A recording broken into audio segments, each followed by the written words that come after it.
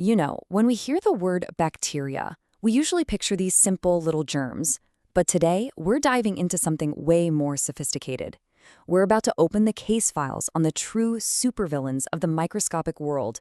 These are bacteria with seriously cunning strategies and some powerful secret weapons. And that's the big question, isn't it? How can these tiny, single-celled organisms bring something as complex as the human body to its knees? I mean, how in the world do they pull it off? Well, the answer is in their brilliant and, let's be honest, kind of sinister strategies. All right, so let's do it. Let's crack open their playbook. We're going to break down the unique tactics of 4 of the most notorious bacterial pathogens out there. And it's truly a masterclass in microscopic warfare. First up on our most wanted list is Vibrio cholerae. This bacterium has a particularly nasty strategy. We've nicknamed this one the Dehydrator, and you're about to see why. And check this out, the weapon is perfectly tailored to the crime. Vibrio cholerae uses one potent weapon, the Cholera Toxin. And its signature move, a type of severe diarrhea so distinct, it's actually known as rice water stools. The result is rapid, life-threatening dehydration. So how does it work? It's basically a 3-step biochemical heist. First, the toxin gets inside our intestinal cells. Once it's in, it hotwires the cell's internal communication system, cranking it into overdrive. This overload flips a switch that forces the cells to just dump massive amounts of salt and water out into the intestine. The body essentially flushes itself out. All right, let's move on to our next villain, and believe me, this one plays a much rougher game. Meet enterohemorrhagic E. coli, or EHEC for short. We call it the cell shredder, which kind of tells you everything you need to know about its destructive approach.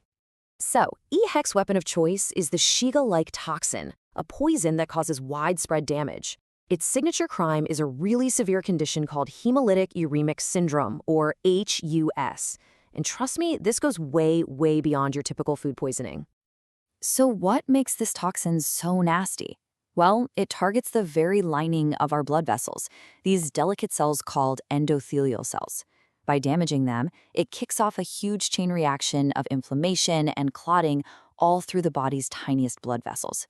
It's not just disrupting a process, it's literally tearing up the highways of your circulatory system.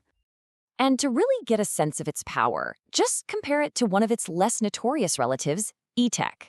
Now, EHEC also makes a toxin, but there's just no comparison. EHEC might give you a mild case of traveler's diarrhea, but EHEC's toxin, it causes bloody diarrhea and can lead to that life-threatening HUS. It's really the difference between a petty thief and a master criminal. So the damage from HUS shows up as this devastating triad of problems. First, red blood cells literally get shredded to pieces as they try to squeeze through those damaged, clotted blood vessels. Second, your platelets get all used up trying to make clots, so their numbers plummet. And finally, the kidneys, which are packed with tiny blood vessels, they just get hammered, often leading to acute kidney failure. It's a full-blown, multi-front attack. Okay, our third villain is a completely different breed. Forget brute force toxins released into the body. Salmonella enterica is a master of infiltration. Think of it as the stealth injector that attacks you from the inside.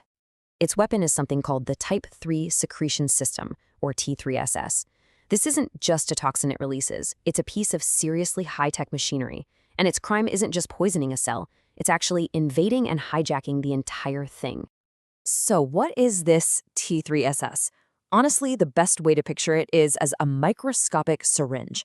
It's this complex protein structure the bacterium builds to physically puncture the membrane of one of your cells and inject these molecules called effector proteins directly inside. It's an incredibly precise, targeted delivery. And that's where it gets really clever. Once those proteins are inside, it's a total inside job. They act like puppet masters, hijacking the cell's own machinery.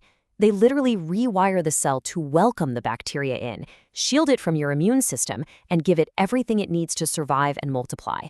It is a complete takeover from within. For our final case file, we're shifting gears completely. This villain isn't about a swift, offensive strike. Pseudomonas aeruginosa is the fortress builder.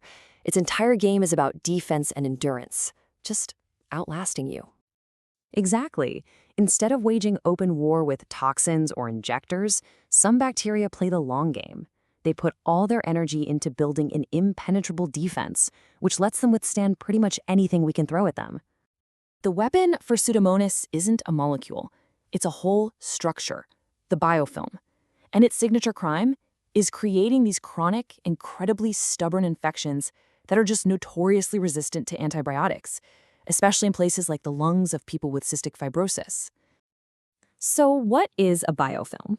It's basically a fortress built by a whole community of bacteria working together. They secrete this slimy, protective gunk that encases the entire population. This shield makes it physically hard for antibiotics to even get in, and it also hides the bacteria from our immune cells. Inside this fortress, they can just wait out our attacks and cause these persistent, smoldering infections. So, after looking at these 4 completely different playbooks, what's the big takeaway? It's that to beat these supervillains, we have to fight smarter, not just harder. I mean, think about it. We've seen a truly diverse arsenal. You've got the chemical warfare of the Dehydrator and the Shredder, the covert ops of the Stealth Injector, and the impenetrable defense of the Fortress Builder. Each one of these villains requires a totally unique counter-strategy. And that is why all this matters. By understanding these specific mechanisms, the toxins, the injection systems, the biofilms, we can design new, smarter therapies. Maybe we can create drugs that neutralize a specific toxin, or block that molecular syringe, or even break down the fortress walls. Knowing the playbook is everything. Which leaves us with one final and really crucial question. This is a constant evolutionary arms race. We develop new antibiotics, and they evolve new ways to fight back. So as our medical defenses get more and more sophisticated, what new pages are these bacterial supervillains going to add to their playbooks next?